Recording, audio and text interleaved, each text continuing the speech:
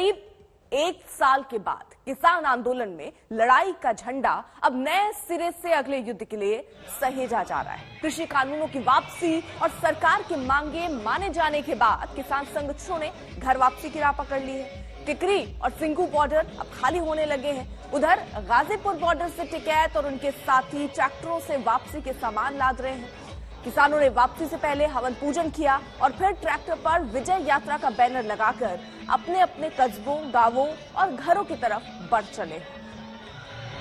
ये तस्वीरें उस जश्न की गवाही दे रही हैं जिस जश्न में इनके कई साथी आज जब आए तो साथ थे, लेकिन आज जाते समय साथ नहीं है। लेकिन खुशी इस बात की है कि आखिरकार जो मांगे उनकी थी वो मानी गई और उसके बाद अब टेंट हटने शुरू हुए हैं, सामान और लोग घर वापस जाने के लिए तैयार हैं।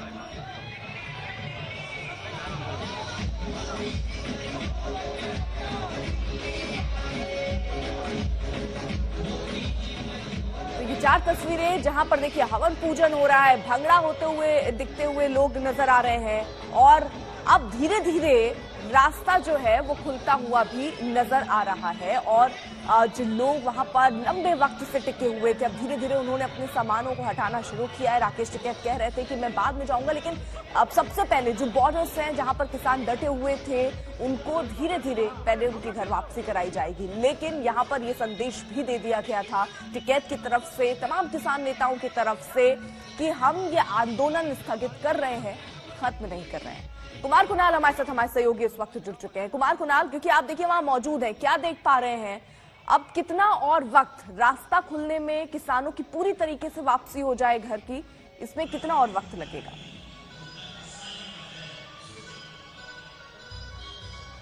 देखिए अभी तो किसानों का आखिरी जत्था एक तरीके से आज यहां से रवाना होगा घर की तरफ, लेकिन जो समय है अभी यहां से रास्ता खुलने में वो 2-3 दिनों का और लग सकता है। लेकिन अभी जो यहाँ की तस्वीरें हैं वो बहुत कुछ बयान कर रही है कि किस तरीके से एक विजय जुलूस निकालने की तैयारी है।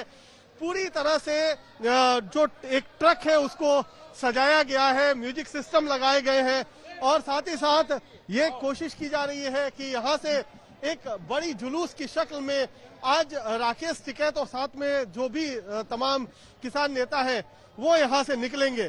तो ये तस्वीरें इस समय गाजीपुर बॉर्डर की और खास तौर पर ये कोशिश है, बहुत सारे जो यहाँ के आसपास के लोग हैं जिन्होंने लगातार किसान आंदोलन को समर्थन दिया था वो भी इस वक्त यहाँ पर आकर के इसका हिस्सा बनने की कोशिश कर रहे हैं।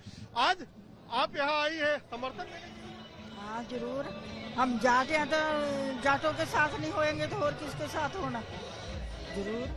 तो यहाँ पर एक तरीके से न सिर्फ जश्न का माहौल है बल्कि देशभक्ति का भी माहौल है। अभी कुछ देर पहले तक यहाँ पर ये जो पूरा म्यूजिक सिस्टम लगाया गया है इस पर लोग गाने भी चल रहे थे, साथ ही साथ लोग थिरक भी रहे थे।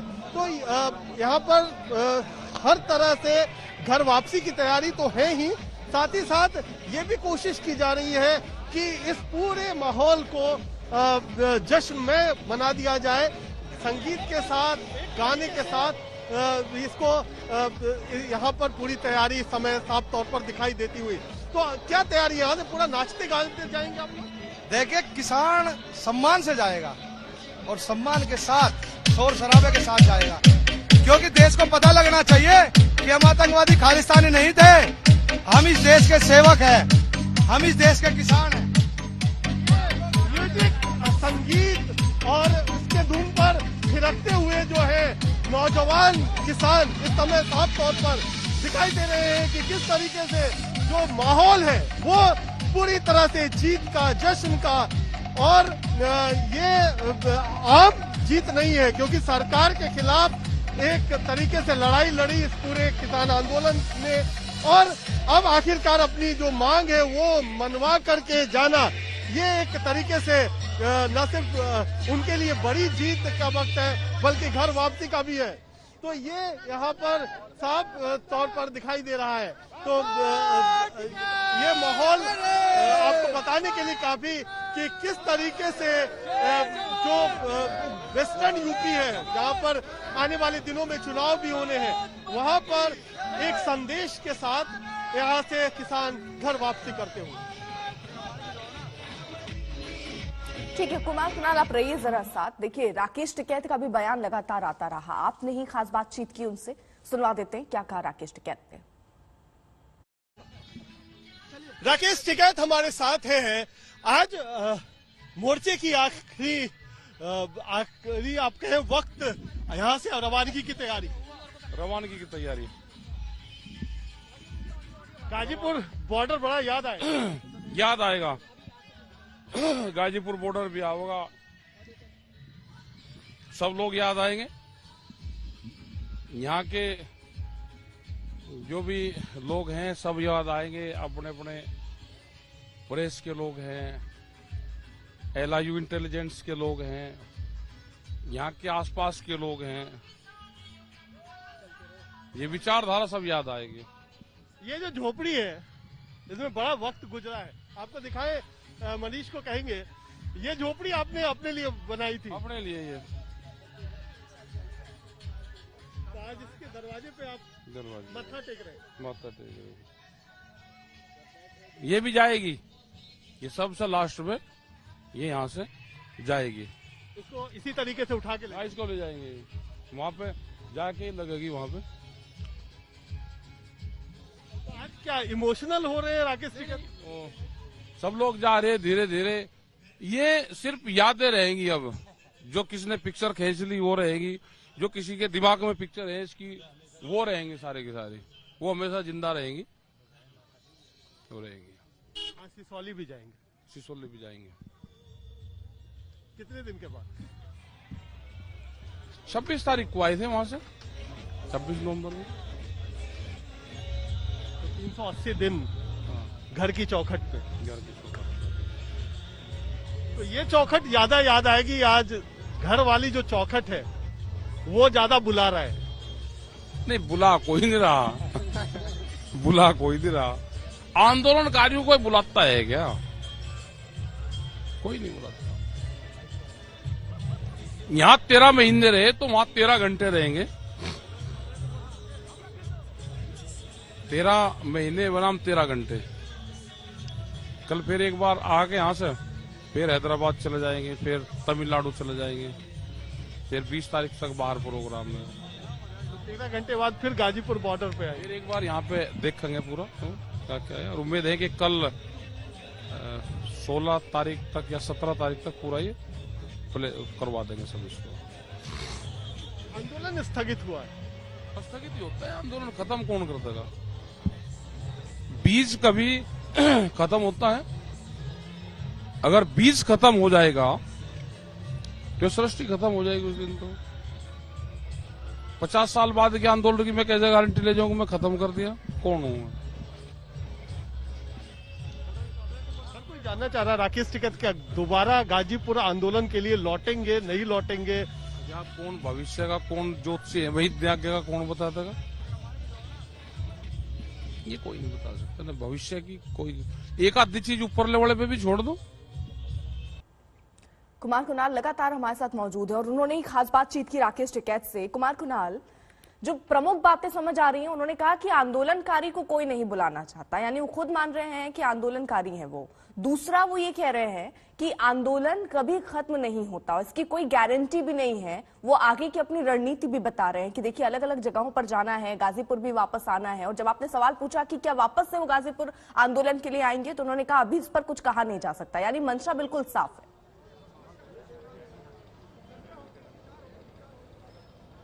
बिल्कुल। और भी बातें की उन्होंने, ये भी कहा क्या कि जब हमने पूछा कि मिशन उत्तर प्रदेश का क्या होगा, क्या जो चुनाव आ रहे हैं उत्तर प्रदेश के उसको लेकर के भी कोई रणनीति है, तो उन्होंने साफ कहा है कि आचार संहिता लागू हो जाए उसके बाद मैं बताऊंगा कि मिशन यूपी का क्या होगा। तो ये एक बड़ा इशारा है जो कि क्या इस आंदोलन का कुछ सियासी भविष्य भी है, उसको लेकर के भी एक बड़ा इशारा दिया है राकेश टिकैत ने। और ये तमाम चीजें तो हैं ही। आज आमतौर पर बहुत वो सलीके से बोलते हैं, आज इमोशनल ज्यादा नजर आ रहे थे, मत्था टेक रहे थे जिस झोपड़ी में उन्होंने बहुत दिन गुजारे हैं उस झोपड़ी में। लेकिन बहुत सारी चीजें हैं जो साफ तौर पर वो कह रहे हैं कि आंदोलन चलता रहेगा, आंध्र प्रदेश जाना है, तमिलनाडु जाना है, बाकी जगहों के कार्यक्रम है। यानी एक बात साफ है कि जो 15 जनवरी तक सरकार को डेडलाइन दी गई है कि उनकी डिमांड मांगी जाए, तब तक भी यह आंदोलन किसी न किसी स्थिति में जो लोकल स्तर पर है वो चलता रहेगा और जो किसानों की डिमांड है उसको लेकर के लगातार पंचायतें चलती रहेंगी। अभी 2 दिन पहले ही कैराना में पंचायत फिलहाल देखिए कुमार कुणाल, इस वक्त जश्न की तस्वीरें आ रही हैं क्योंकि किसान इस बात से खुश हैं कि वो आंदोलन सफल आंदोलन रहा, उनकी मांगें मानी गई और उसके बाद अब वो घर की तरफ लौट रहे हैं नाचते गाते। बहुत बहुत शुक्रिया कुमार कुणाल तमाम जानकारी के लिए।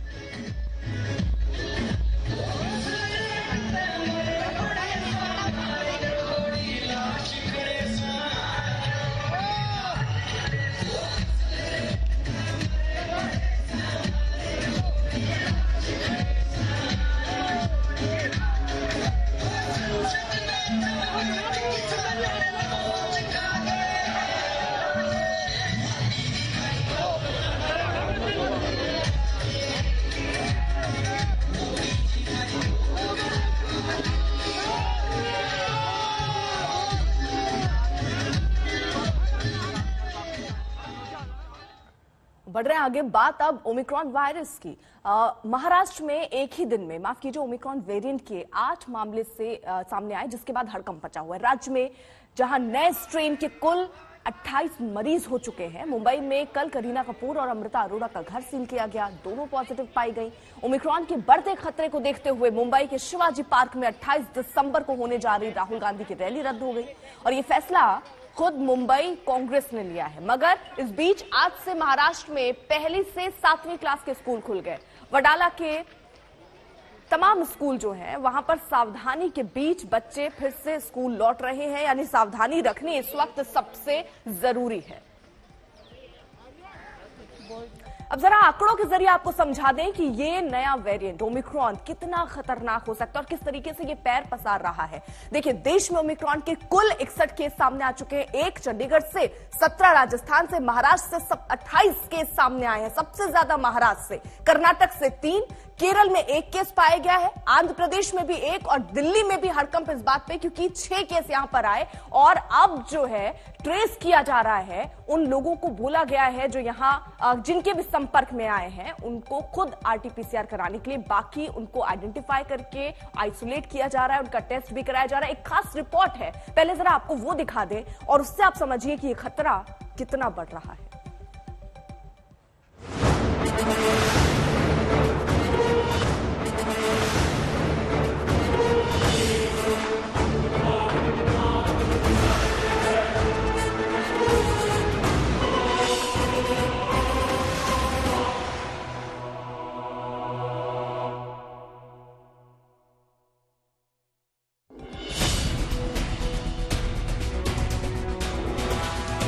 कोरोना वायरस का नया वेरिएंट ओमिक्रॉन को लेकर महाराष्ट्र पहले से ही हाई अलर्ट पर था। एयरपोर्ट पर विदेश से आने वाले तमाम यात्रियों पर तगड़ी निगरानी रखी जा रही थी। उसके बावजूद भी महाराष्ट्र में ओमिक्रॉन जैसे विस्फोट सा हो गया। जी हां, महाराष्ट्र में एक साथ ओमिक्रॉन के 8 नए केस सामने आए और इस तरह से महाराष्ट्र में ओमिक्रॉन के मरीजों की संख्या बढ़कर 28 हो गई है। सबसे बड़ी बात यह है कि ओमिक्रॉन के इन 8 मामलों में से 7 मुंबई में है और बड़ी बात यह भी है कि इन 8 लोगों में से 7 लोगों को वैक्सीन लगी हुई है, जबकि एक का टीकाकरण नहीं हुआ है। सिर्फ मुंबई ही नहीं बल्कि दिल्ली में भी कोरोना के एक साथ 4 नए केस आए और इस तरह से दिल्ली में ओमिक्रॉन से संक्रमित मरीजों की संख्या एकदम से बढ़कर 6 हो गई। ऐसे में सबको संभल कर चलने की चुनौती है। दिल्ली में विदेश से एयरपोर्ट आए कुल 74 लोगों को अब तक एलएनजेबी में भर्ती कराया जा चुका है। इनमें से 36 को डिस्चार्ज किया जा चुका है। अभी अस्पताल में 38 मरीज हैं, जिनमें से 35 कोरोना पॉजिटिव हैं। एलएनजेबी में अब तक कुल 6 मरीजों की रिपोर्ट ओमिक्रॉन पॉजिटिव आई है। इनमें से 1 मरीज ठीक हो चुका है, उसे डिस्चार्ज कर दिया गया है, जबकि 5 ओमिक्रॉन पॉजिटिव मरीज अभी भर्ती है। 4 और कंफर्म हुए कल जो हुए थे, उसमें से अब 1 ठीक होकर घर जा चुके हैं। और सर इनकी स्थिति क्या है? ठीक है, सारे स्टेबल हैं, कोई ऐसा कोई दिक्कत नहीं है। जितने भी इस अस्पताल में लोग हैं सारे स्टेबल हैं। हम आपको बता दें कि पिछले साल 20 दिसंबर को कोरोना के डेल्टा वेरिएंट की पहचान हुई थी और कुछ ही महीनों बाद यानी अप्रैल 2021 में भारत में डेल्टा के चलते कोरोना महामारी की दूसरी लहर देखने को मिली। जबकि अमेरिका, इंडोनेशिया और यूरोप के कई देशों में डेल्टा वेरिएंट से लाखों मौतें दर्ज की गई और अब ओमिक्रॉन वेरिएंट दुनिया के 71 देशों में फैल चुका है। ओमिक्रॉन को लेकर तो ये भी चेतावनी दी जा रही है कि ये कई गुना तेज रफ्तार से फैलता है। शुरुआती आकलन ये भी है कि ये इम्यूनिटी वाले लोगों को कम गंभीर बीमारी देता है, लेकिन खतरा डेल्टा जितना ही है। ऐसे में सरकार भी जानती है कि ओमिक्रॉन घातक रूप ना ले, इसके लिए इंतजाम भी किए जा रहे हैं। ओमिक्रॉन से निपटने के लिए दिल्ली में दुनिया के सबसे बड़े कोविड केयर सेंटर SPCCC में ITBP ने कमर कस ली है। Sardar Patel Covid care centre में 650 से ज्यादा बेड्स तैयार किए गए। ऐसा कहा जा रहा है कि शायद थर्ड वेव आ सकती है ओमिक्रॉन के बाद, तो ये सेंटर हमारा फंक्शनल है और यहाँ पर लगभग 650 बेड्स अवेलेबल हैं, जिन्हें हम किसी भी समय बढ़ा भी सकते हैं आने वाले टाइम पे। यहाँ पर 150 बेड्स ICU बेड्स हैं, जो कि PM केयर्स फंड से स्थापित किए गए थे। साथ ही साथ 500 और बेड्स हैं जो ऑक्सीजन बेड्स हैं। तो हमारे डॉक्टर्स, पैरामेडिकल और बाकी जो हमारी एडमिनिस्ट्रेशन की वहाँ पे टीम है दिल्ली प्रशासन के साथ, वो लगातार यहाँ स्थिति पर निगरानी रखे हुए हैं और बहुत शॉर्ट नोटिस में हम इसको शुरू कर सकते हैं। अभी भी हम पेशेंट्स लेने की स्थिति में हैं। देश के कई राज्यों में अब ओमिक्रॉन से निपटने के लिए 3T फॉर्मूले पर काम शुरू हो गया है। ये 3T फॉर्मूला है ट्रैकिंग, ट्रेसिंग और टेस्टिंग। जीनोम सीक्वेंसिंग के लिए 3 लैब है। सरकार नागपुर और औरंगाबाद में भी लैब शुरू करने पर विचार कर रही है। आज तक ब्यूरो। ओमिक्रॉन से ब्रिटेन की हालत खराब हो रही है। स्थिति से निपटने के लिए ब्रिटेन में सभी वयस्कों को बूस्टर डोज लगाई जा रही है। ओमिक्रॉन की लंदन रिपोर्ट आज तक संवाददाता लवीना टंडन ने भेजी है।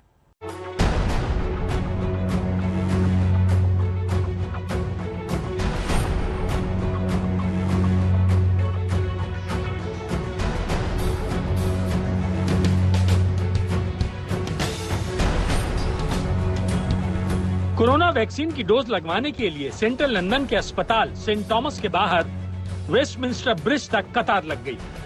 इनमें से अधिकतर बूस्टर डोज के लिए आए थे। ये तस्वीर बता रही है कि ओमिक्रॉन वेरिएंट की चपेट में बुरी तरह आ चुके ब्रिटेन की सांसें फूलने लगी हैं। बोरिस जॉनसन की सरकार ने साल के आखिर तक ही समूची वयस्क आबादी को बूस्टर डोज लगा देने का लक्ष्य तय किया है। ब्रिटेन की सरकार ने सिर्फ वहां के लोगों को ही वैक्सीन की बूस्टर डोज लगाने का फैसला नहीं किया है, बल्कि ब्रिटेन आए विदेशी भी सरकार की इस वैक्सीन नीति के दायरे में हैं। भारत से आई संतोष पुरी ने ब्रिटेन के एक वैक्सीनेशन सेंटर पर बूस्टर डोज लगवाई है। आपको संतोष जी यहाँ वैक्सीन मिल गई, इंडिया से आए हैं आप? हाँ, तो आई am so happy that I got it here, because in India में तो अभी बहुत टाइम लगेगा, ऑलमोस्ट 7 to 8 months लगेंगे। I am so happy that I got it here and fortunately it was free, no money was there. So yes, I'm happy. Bharat से आने वाले लोगों को या कहीं भी आने वाले लोगों को भी वैक्सीन दिया जा रहा है? हाँ जी, यहाँ पे आपने पहले जो प्राइमरी कोर्स होते हैं कोविड वैक्सीन के, कहीं पे भी लगवाए हो किसी भी देश में, यहाँ पे आप बूस्टर लगवा सकते हो उस देश में। हाँ। तो किसी को भी बंदेज नहीं है कि वो नहीं लगवा सकता कि वो कहीं दूसरे कंट्री से आया, ऐसा कुछ नहीं है। कितने लोग आ रहे हैं आपको फॉरेनर्स बाहर से लगवा रहे हैं? नहीं, कल भी मैंने 20-25 लोगों को तो किया था। वो सब सारे कनाडा से है, अमेरिका से है, ऑस्ट्रेलिया और इंडिया। ब्रिटेन में ओमिक्रॉन के साए में वैक्सीनेशन पर जोर देने के अलावा दूसरा कोई विकल्प नहीं है। हालांकि अभी ओमिक्रॉन पर मौजूद वैक्सीन के प्रभाव को लेकर गारंटी के साथ कुछ कहा नहीं जा सकता। Now the things are getting worse and worse now every day, so I wanted to come especially to get the Omicron done. Yes. And then You want to have your New Year's? That's correct. Yeah, to be safe. Yeah. Yeah, especially like people are gathering together now and getting some more parties and stuff, so it's better to be safe. To have Omicron. Yeah. The number of cases of Omicron are rising rapidly. It is expected that by the end of Christmas, this will become the dominant strain. Booster vaccinations are now being encouraged on a warpath. The duration between the second dose of the vaccine and the booster is now being reduced to 3 months. And there are walk-in centers everywhere in the UK where people are taking booster vaccinations. In fact, you can see huge lines. सोमवार तक Britain में 44% corona संक्रमण Omicron के थे और इसमें और इजाफे की ही आशंका है, जिसका असर क्रिसमस और नए साल की तैयारियों पर पड़ सकता है। ये कोविड वैक्सीन का वॉक इन सेंटर है और यहाँ पे कतार शुरू हो गई है।